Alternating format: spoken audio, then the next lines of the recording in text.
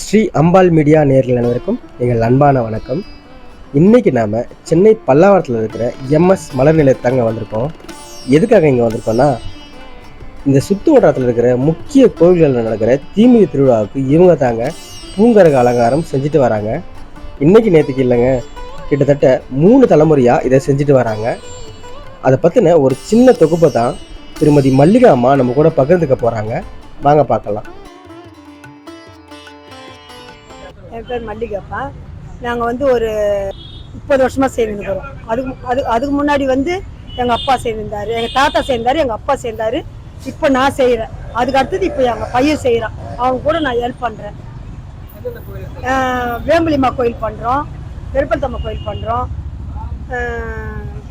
ரேணுகாம்மா கோயில் பண்ணுறோம், மாங்கலிம்மா கோயில் பண்ணுறோம், இது அங்காளம்மா கோயில் பண்ணுறோம். மொத்தம் வந்து இப்போ 5 கோயில் பண்ணியிருக்கிறோம். 6ஆம் வாரமும் இருக்குது. அந்த கோயிலுக்கும் பண்ணுவோம். வருஷம் வருஷம் எங்கள் கடை தான் கொடுப்பாங்க. நெருப்பில் ஆறுறதுனால எங்கள் கடை தான் கொடுப்பாங்க. தலைமுறையாக சேர்ந்துட்டு வரும்.